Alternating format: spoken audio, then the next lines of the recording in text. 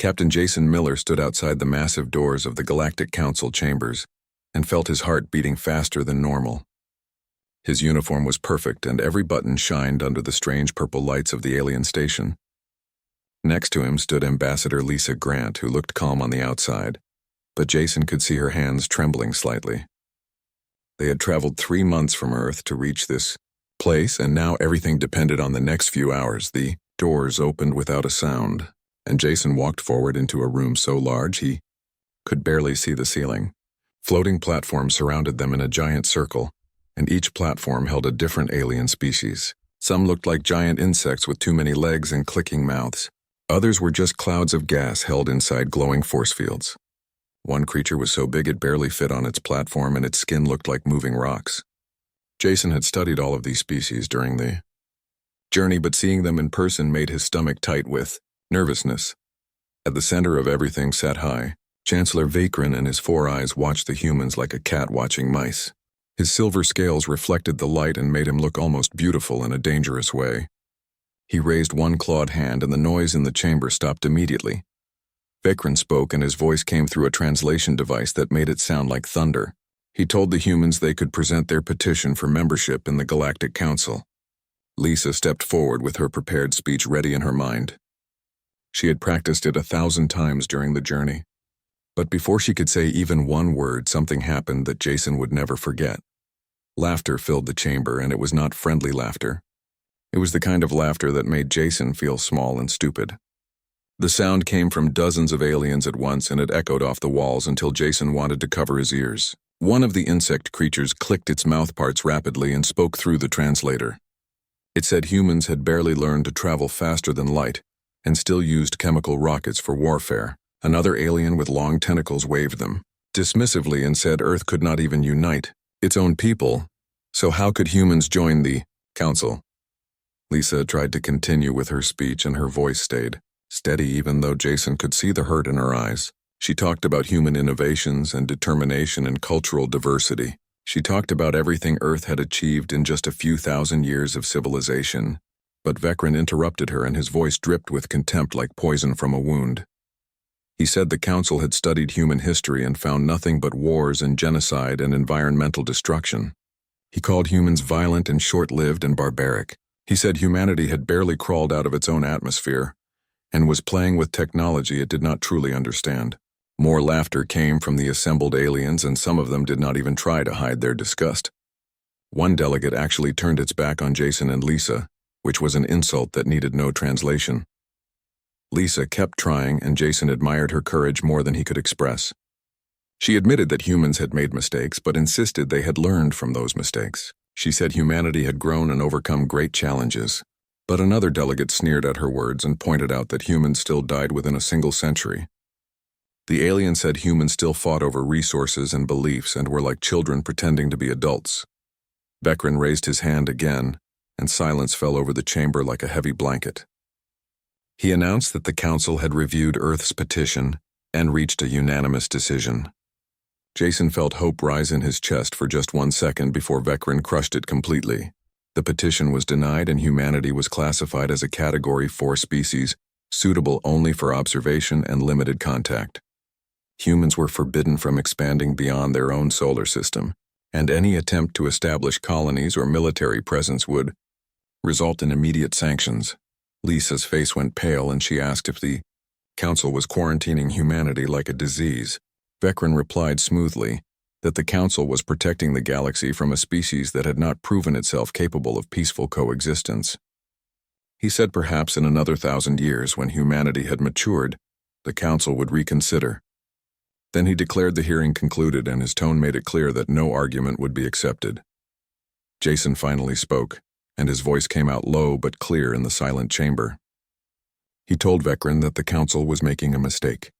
Vakrin looked at him with something that might have been pity and said nothing. Armed security drones moved forward to escort the humans back to their ship. As Jason and Lisa walked through the corridors of the station, they passed hundreds of aliens who stared at them with curiosity or contempt, or sometimes just indifference. When they finally reached their ship, the UES Horizon, Jason felt like he could breathe again. The small exploration vessel felt like home after the hostile alien environment.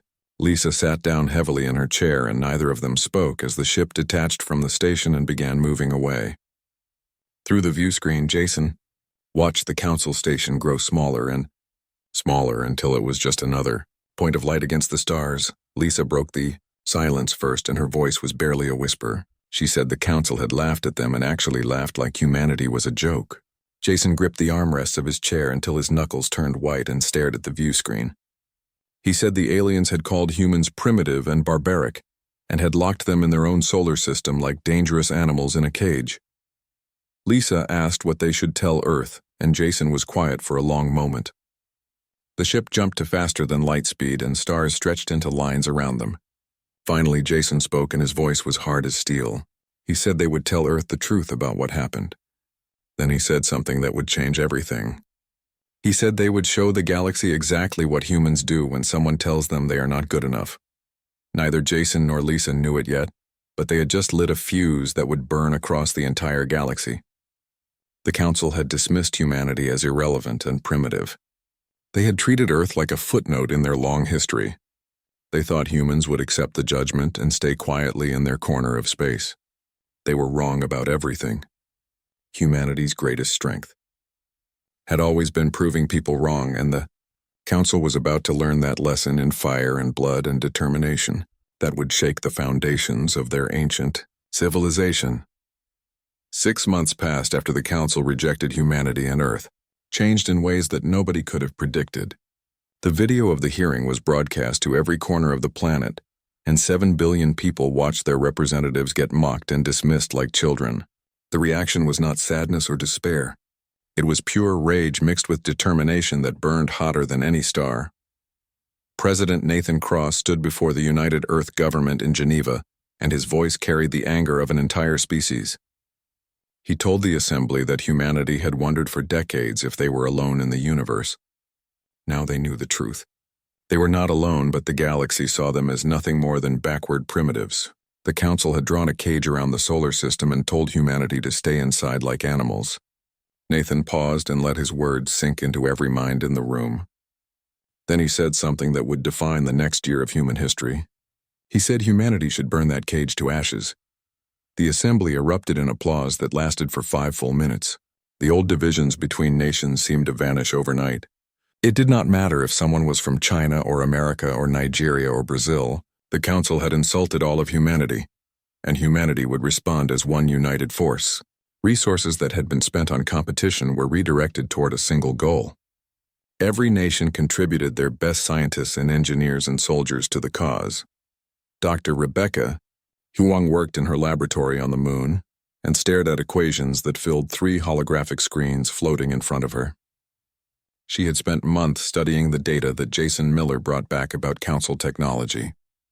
Now she had made a breakthrough that would change everything. Her hands shook as she opened a communication channel to Earth and requested an immediate meeting with Director Karen Palmer. Within hours, Rebecca stood in a secure room, presenting her findings to military officials and top scientists. She explained that the Council used quantum fold drives for faster-than-light travel. The technology was efficient, but it was also predictable because their ships followed specific corridors through space to minimize energy use. Then Rebecca smiled and told them she had found a better way. Instead of folding space the way Council ships did, Rebecca had discovered how to tear it. The process used more energy, but it was faster, and left no predictable path that enemies could track. Human ships could move through space in ways the Council could not anticipate or intercept. Admiral Lucas Bennett leaned forward and asked the most important question. He wanted to know how much faster human ships would be compared to Council vessels. Rebecca's smile grew wider, and she told them twice as fast as the best Council military ships. Maybe even faster once the technology was refined and perfected. The room fell completely silent as everyone absorbed what this meant. Admiral Bennett stood up and his weathered face showed the first real smile anyone had seen from him in months. He told Rebecca that she had just given humanity its first real advantage since the whole disaster started. Then he asked how quickly the new drive system could be implemented across the fleet. Rebecca said she needed 18 months for the first prototype and 2 years for fleet-wide implementation. Director Palmer did not hesitate for even a second. She told Rebecca that as of that moment she had unlimited resources and unlimited authority. Whatever Rebecca needed and whoever she needed would be provided immediately without question or delay. While Rebecca and her team worked on propulsion, other scientists tackled different problems that would determine humanity's survival. At the Sahara Solar Array, engineers developed new power systems that could charge weapons beyond anything the Council had ever seen. In the orbital shipyards above Earth, construction crews worked 24 hours a day building vessels designed not for exploration, but for war. Sleep became a luxury that few people could afford. Commander Jake Morrison watched the construction of humanity's first true warship through the viewport of the orbital station. The vessel was sleek and covered in experimental armor plating that could absorb energy weapon fire and redistribute it harmlessly. The ship bristled with railguns and missile batteries and something completely new, a directed plasma cannon that engineers promised could punch through Council shields like they were made of paper. Lieutenant Maya Foster stood next to Jake and asked what they should call the new ship. Jake thought about the Council's mocking laughter and the dismissive way Vecrin had treated the human delegation. He said they would call her the Defiance, and he hoped the Council would choke on that name. Maya smiled grimly and said it was perfect, but weapons and ships would not be enough to win against an enemy that controlled half the galaxy. Humanity needed intelligence about Council military capabilities and weaknesses and blind spots. Someone had to go back into Council space and gather information while pretending to be something they were not. That dangerous job fell to Agent Cole Bradford. Cole had spent 15 years in Earth's intelligence services before first contact happened. Now his skills were more valuable than anything else humanity possessed. He stood in a briefing room at United Earth Government headquarters, studying the face of his contact. A Telvan smuggler named Rix had a grudge against the Council and was willing to help humanity for the right price. Director Palmer looked at Cole with serious eyes and told him he understood the risks. If the Council caught him, Earth could not help, and officially he would not exist. Cole nodded and asked when he needed to leave. Palmer told him tonight. Rix would meet Cole at the edge of Council space in 3 days and provide false identification and transit papers. From there, Cole would infiltrate alien information networks and send back everything he could learn about military deployments and technology and political structure. Palmer said they were looking for any advantage they could find because the Council thought humans were primitive. Humanity would use that assumption against them like a weapon. While Cole prepared for his dangerous mission, Earth's transformation continued at a pace that seemed impossible. Every nation contributed resources without complaint. Old weapons factories were retooled to produce combat drones by the millions. Civilian ships were retrofitted with military-grade systems. Universities created fast-track programs in xenobiology and alien psychology, and combat tactics against species humanity had never fought.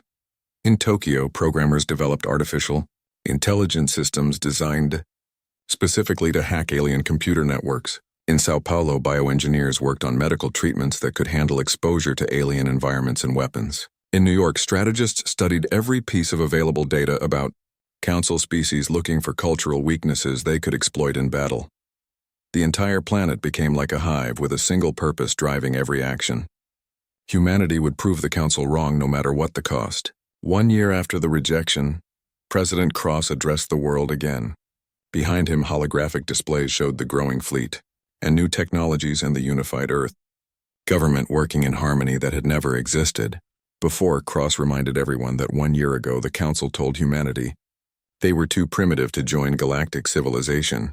The aliens said humans were violent and divided and needed to stay in their corner of space and wait until they grew up. He paused and his expression became hard as iron. Then he said the Council was right about one thing. Humans were violent, and the galaxy was about to see exactly what human violence looked like, when it was directed with purpose and unity that could not be broken. The broadcast ended with an image that would become humanity's symbol across the stars, a torch held high and casting light against the darkness of space. Above it were words written in every human language. They mocked us. We will enlighten them. The message was crystal clear to anyone who saw it. Earth was not going to wait 1,000 years for permission. Earth was coming for the Council, and it was bringing fire. Cole Bradford's ship dropped out of faster-than-light travel at the edge of the Kelvin trade nexus, and he took a deep breath to calm his nerves. The massive space station ahead of him served as a commercial hub for dozens of Council species, and it was exactly where he needed to be. His identification papers listed him as a Telvan, merchant named Zek, and the holographic disguise technology made him look like one of the gray-skinned, three-eyed traders, common in this sector. The station's security systems scanned his vessel and accepted his credentials without any questions or delays. Cole felt relief wash over him as his ship docked successfully. Within hours, he was walking through crowded markets filled with alien merchants and listening to conversations in a dozen different languages. His neural implant translated everything automatically, and he absorbed information like a sponge absorbing water. Two Korthian merchants stood near a food stall and clicked their mandibles as they talked. One asked the other if there was any news about the humans. The second merchant said he had not heard anything in months and assumed the primitives were sitting on their little planet, nursing their wounded pride. The first merchant agreed and said good riddance because the last thing the galaxy needed was another aggressive species trying to make a name for themselves. Cole smiled beneath his holographic disguise and thought about how wrong these aliens were. Let them think humanity had given up. That assumption would make his job much easier. Over the following weeks, Cole established himself as a reliable information broker who could be trusted with sensitive data. He bought and sold minor intelligence that was valuable but not dangerous. He never drew attention to himself and always stayed beneath the notice of Council security forces. Through careful work, Cole built a network of contacts across the station. Merchants who knew shipping schedules, minor officials who liked to gossip about their superiors, technicians who worked on military systems and complained about their jobs over drinks. Each contact gave Cole another piece of the puzzle he was assembling. He gained access to shipping manifests and military deployment schedules, and most importantly, the personal communications of several mid-level Council officials. What Cole discovered was better than Earth had dared to hope. The Council, despite all its technological superiority, was completely complacent. They had not fought a real war in 3 centuries, and their military existed primarily for show. Most of their warships were outdated by their own standards, and their crews rarely conducted live fire exercises. Why would they bother when no species dared to challenge the Council's authority? Cole transmitted encrypted data packets back to Earth every few days, and each one contained information that would save human lives. He learned that fleet positions were predictable in communication. Protocols were standardized across all Council species. He discovered political tensions between member species that could be exploited. The Korthian Empire resented the Zelvani's growing influence in Council decisions. Several smaller species quietly questioned Chancellor Vekran's leadership. The Council's unity was more fragile than their propaganda suggested, and Cole documented every crack in their foundation. The most valuable intelligence came from an unexpected source that Cole had not planned for. Her name was Lisa, and she was a Telvan engineer who worked on Council defense networks. Cole met her at a bar on the station one evening when he was gathering information. What started as casual conversation evolved into something deeper over several weeks. Lisa was disillusioned with the Council and tired of their arrogance and wasteful bureaucracy. When Cole carefully revealed his true sympathies while still maintaining his disguise as Zek, she did not turn him into security. Instead, she offered to help him, and Cole felt his heart race with a mixture of hope and fear. Lisa brought up schematics on her personal terminal one night in her quarters and explained Council shield technology to him. She said the shields were impressive but had a fundamental weakness that most species did not know about. The shield generators cycled through different frequencies to prevent harmonic attacks from breaking through. During the brief transition period between frequencies, there was a microsecond gap where the shields were completely vulnerable. Lisa explained that most species could not exploit this weakness because their weapons did not fire fast enough. But if someone were fighting the Council, they could use rapid-fire weapons timed to match the cycle gaps. Coordinated strikes could punch through Council defenses before the systems could adapt. Cole memorized every detail, knowing this single piece of information could change the entire war. He asked Lisa why she was helping him and risking her career and possibly her life. She looked at him with her 3 eyes and said the Council had become corrupt and stagnant. They needed someone to challenge them and remind them that power came with responsibility. She said humans might be young and aggressive, but at least they still had fire in their hearts. While Cole gathered intelligence on the other side of the galaxy, Earth's transformation continued at full speed. The Defiance completed construction and began shakedown trials that pushed the ship and crew to their absolute limits. Commander Jake Morrison ran combat simulation after combat simulation against artificial intelligence opponents programmed to match Council capabilities. Every failure was analyzed and every weakness was corrected. Jake stood on the bridge after another failed simulation, and his voice was harsh with frustration. He told his crew they had gotten sloppy on their approach vector, and the enemy shields adapted to their fire pattern before they could break through. Lieutenant Maya Foster pulled up combat logs and studied the data carefully. She said their plasma cannon had enough power, but humans were being too predictable. In their attack patterns, Jake told her to figure it out, because when they faced real Council ships, there would be no second chances and no margin for error. The crew worked tirelessly developing new tactics that exploited humanity's natural advantages. Creativity and adaptability and a willingness to take risks that the cautious Council species would never consider. They practiced hit-and-run attacks from multiple vectors. They rehearsed coordinated strikes that required split-second timing. They even planned suicide runs that would terrify any sane commander, but might be necessary against superior technology. Dr. Rebecca Huang's team achieved another breakthrough that exceeded everyone's expectations. The new quantum tear drives worked better than predicted, and Rebecca discovered a way to weaponize the technology itself. By creating an unstable tear in space near an enemy vessel, they could generate a localized distortion that would disable ship systems and disrupt faster-than-light drives completely. Rebecca explained the concept to Admiral Bennett and called it a reality rupture mine. Plant one in an enemy's path and their ship would be dead in space for several minutes. That was long enough for human forces to either destroy the helpless vessel or escape before reinforcements arrived. The Admiral asked how many of these mines Earth could produce, and Rebecca smiled. She told him as many as they needed because the components were relatively simple once you understood the underlying principles. Earth's fleet grew steadily as construction continued without pause. By the 18-month mark, humanity had 20 warships, and each one incorporated lessons learned from Cole's intelligence reports and Jake's combat simulations. The ships were smaller than Council vessels, but faster and more maneuverable. They were packed with weapons that the Council had never encountered and would not know how to defend against. But quantity and quality alone would not guarantee victory.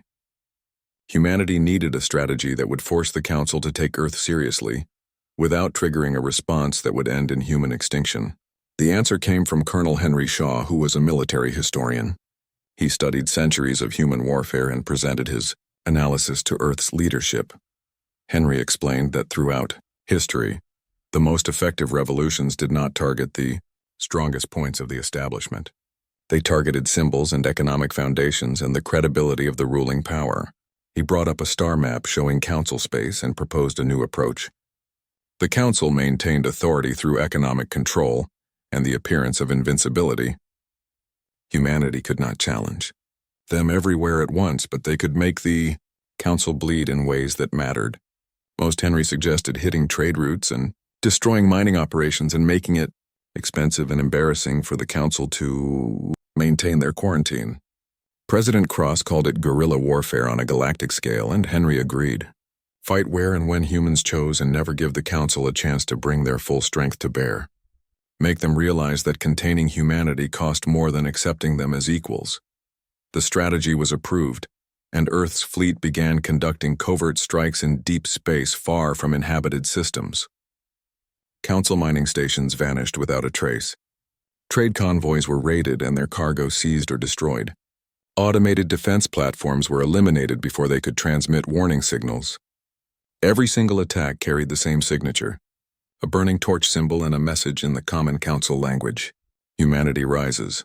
The Council task force arrived at the Viridian mining complex expecting to find pirates or maybe a few rogue human vessels that could be quickly destroyed. What they found instead was an ambush that would shatter 2 centuries of galactic peace and change. Everything the Council believed about warfare. Commander Jake Morrison watched from the bridge of the Defiance as 15 Council warships emerged from faster-than-light travel directly into the kill zone. His fleet had prepared. The enemy vessels were impressive, and each one was twice the size of any human ship. Their shields activated immediately, and their weapons began powering up as they scanned the area for threats. Jake smiled coldly and gave the order for all human ships to hold position and remain silent.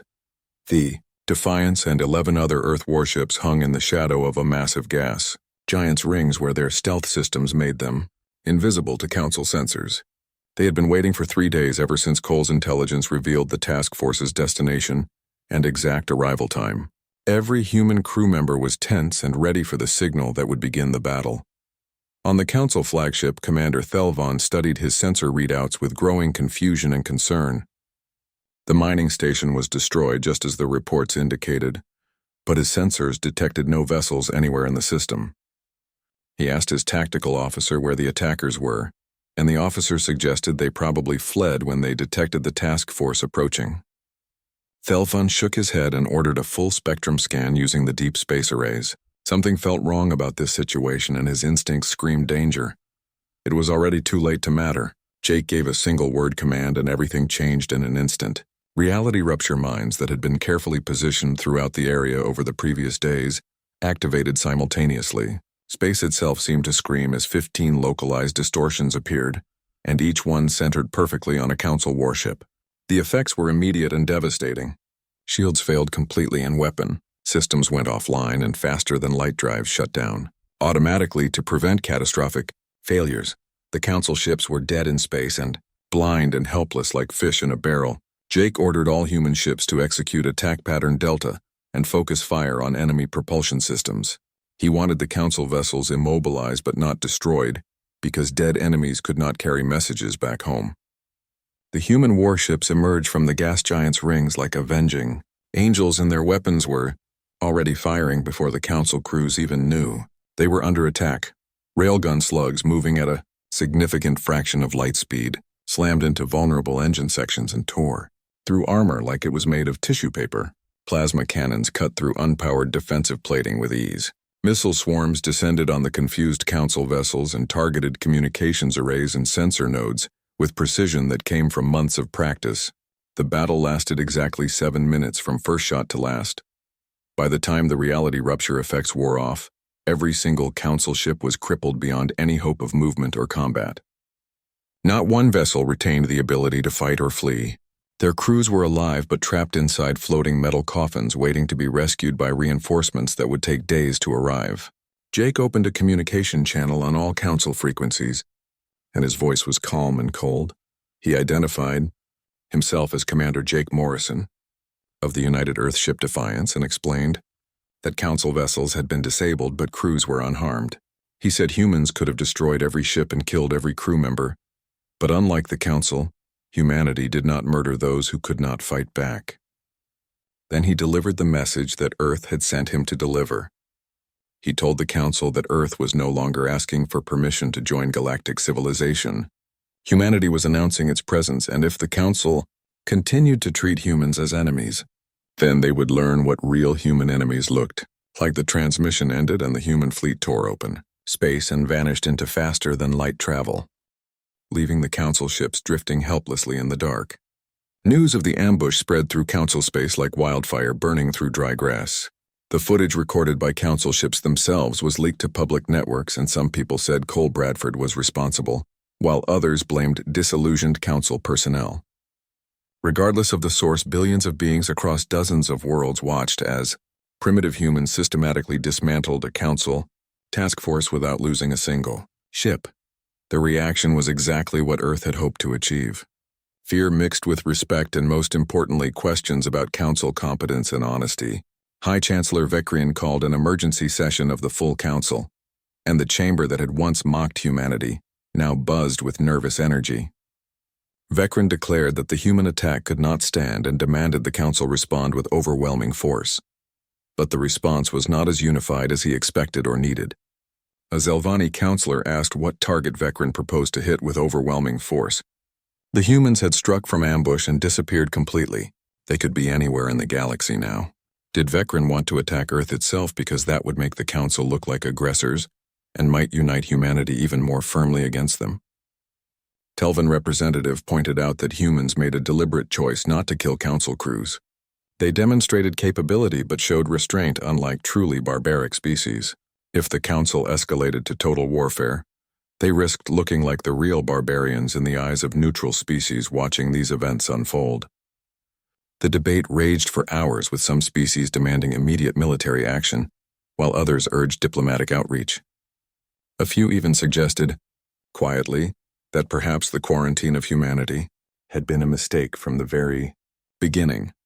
While the Council argued and accomplished nothing, humanity continued its campaign across multiple sectors. More raids struck Council mining operations and trade convoys with surgical precision. Each attack was carefully planned to inflict maximum economic damage while minimizing casualties. Earth was not trying to conquer territory or commit genocide. Humanity was making a point that could not be ignored or dismissed. But the Council's military forces, stung by humiliation, began adapting to the new threat.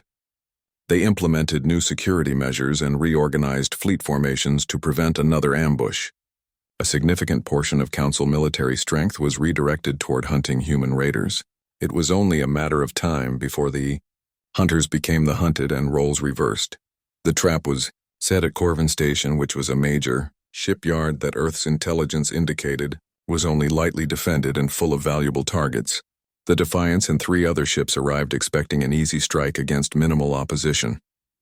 What they found instead was a carefully coordinated ambush with 20 Council warships that had been lying in wait.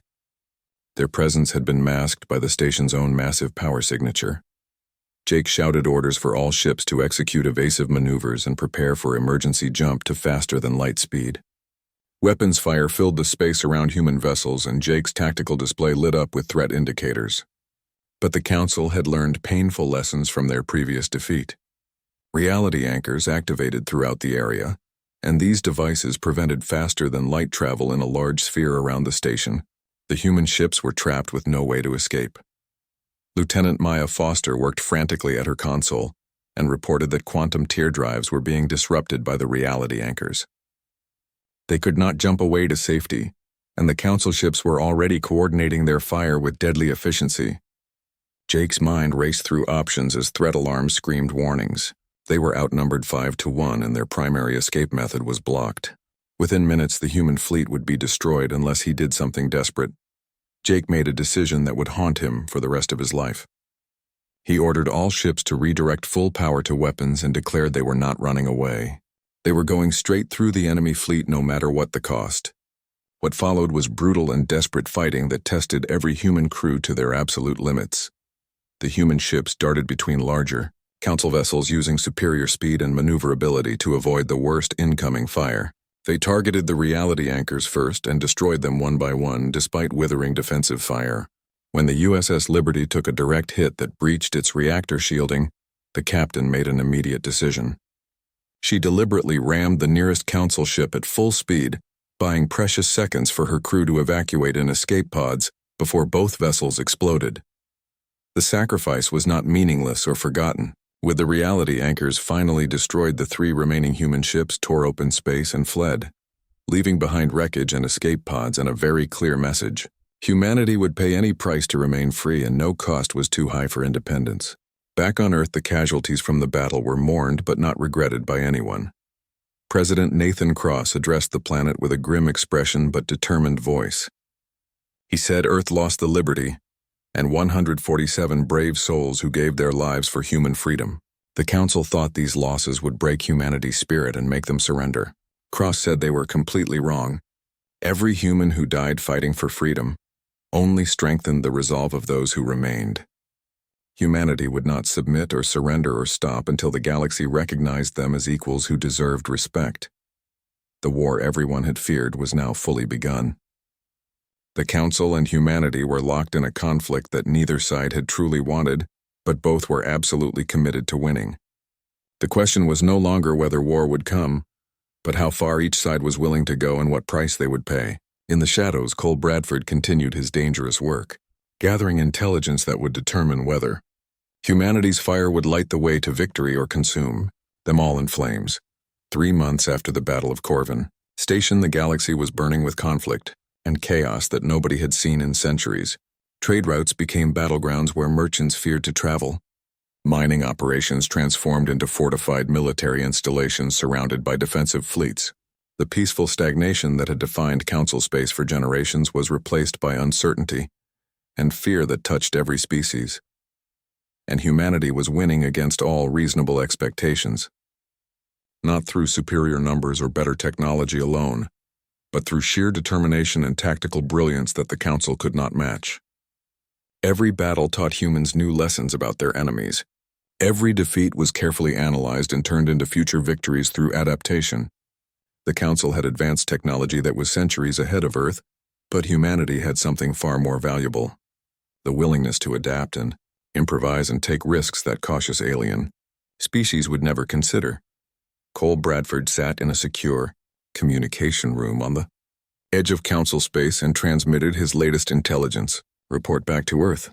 He reported that the Council was fracturing from internal pressure and economic strain. 7 different species had openly questioned Chancellor Vekran's leadership in the past month alone. The economic damage from the ongoing war was forcing the Council to raise taxes, which caused civil unrest on multiple worlds.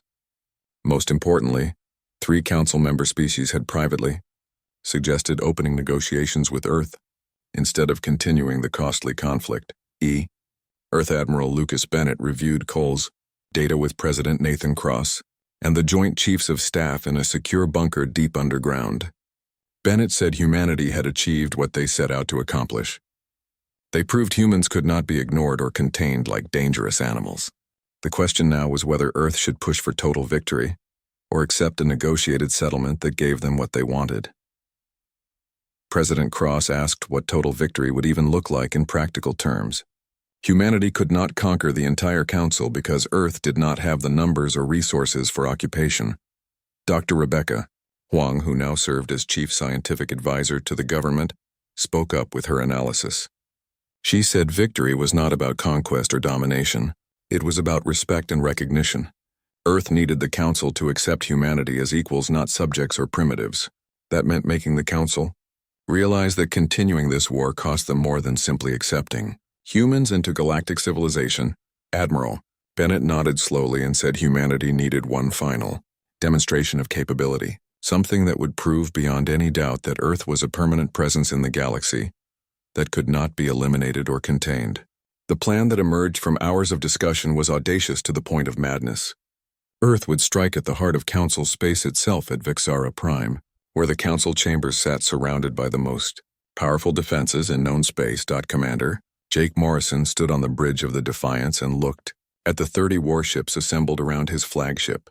This was every combat-capable vessel Earth could spare for this operation, and the fate of humanity rested on what happened in the next few hours.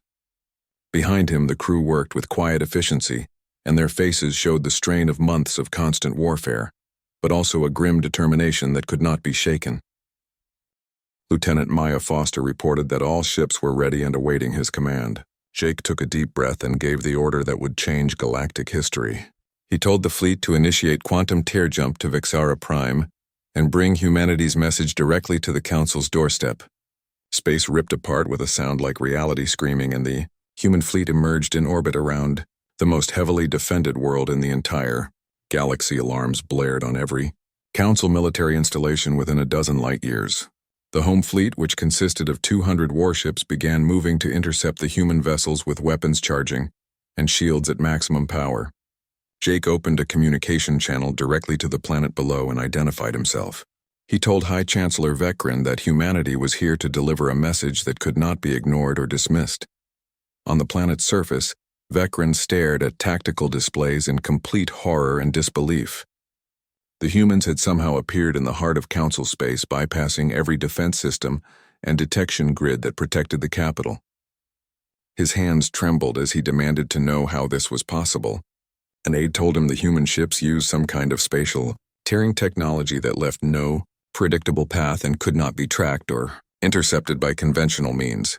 Jake continued, speaking calmly despite the 200 warships bearing down on his small fleet. He said the Council vessels were moving to engage and humans could fight them if forced. They might even win through superior tactics and technology, but humanity had not come to Vixara Prime for war today. They came to talk and negotiate like civilized species should.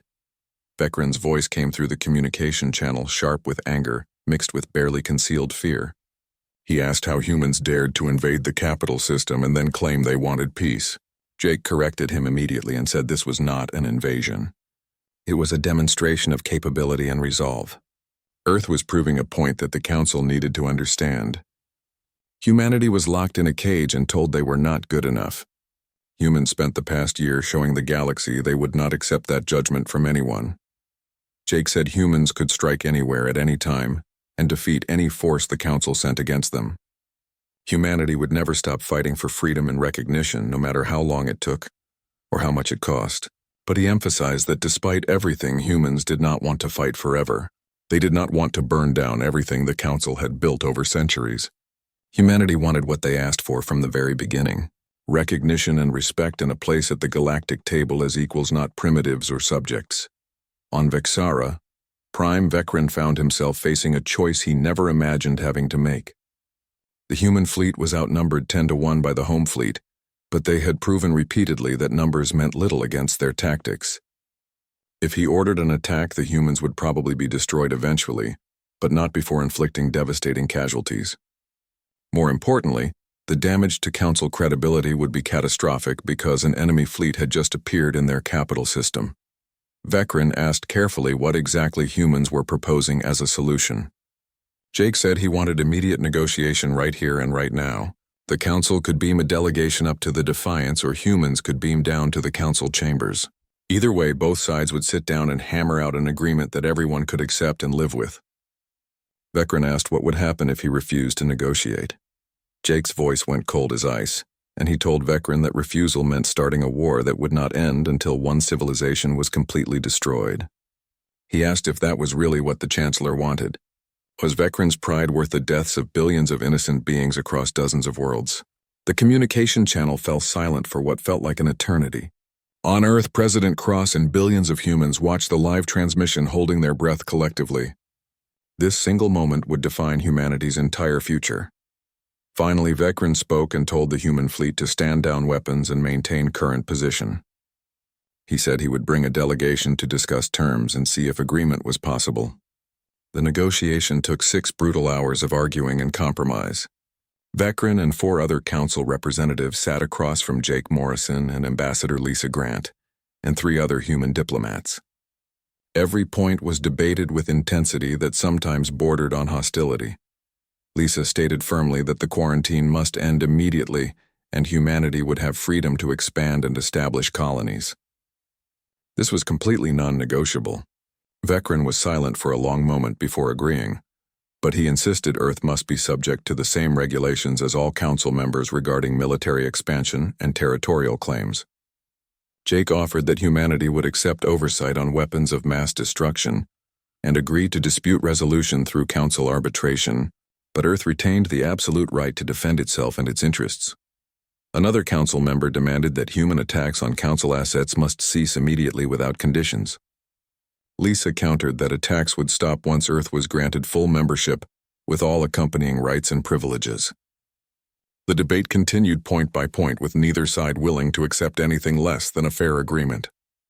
The Council members gradually realized they had no choice but to accept human demands or face endless war that would drain their resources and destroy their credibility.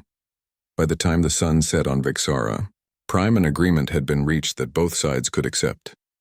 The Treaty of Vexara was signed in the Council chambers before representatives of all member species. High Chancellor Vecren and President Nathan Cross, who had traveled to Vexara Prime, affixed their marks to the document that officially ended the war.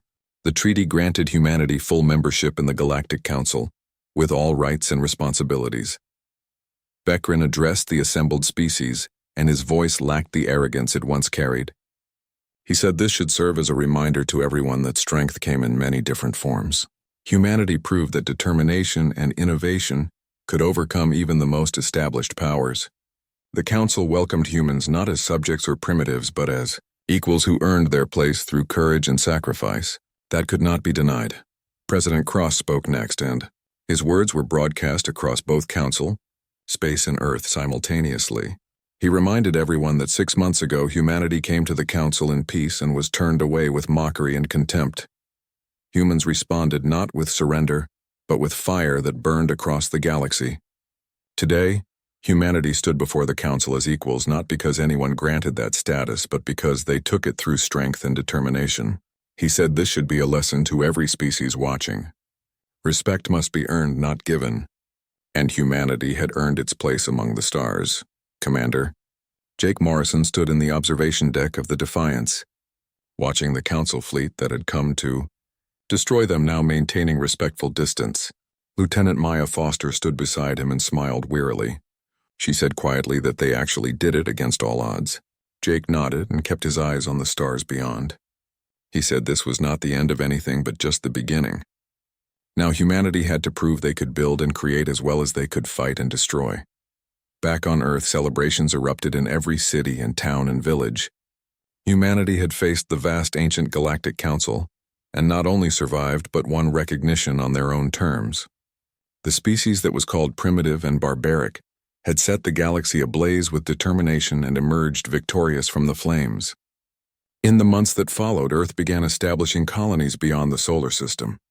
Human scientists shared innovations with council species while learning from alien technology and knowledge. Trade agreements were signed and cultural exchanges began. The galaxy, reluctant though it had been, finally made room for humanity. And through everything that followed, one image remained burned into the minds of every being who witnessed the conflict. A small blue planet on the edge of the galaxy surrounded by flames of its own making, refusing to be contained or dismissed or forgotten. The council had mocked humanity with contempt and laughter. Earth had set them ablaze with fire and determination. And from those flames a new era was born that would change the galaxy forever. The universe would never underestimate humanity again.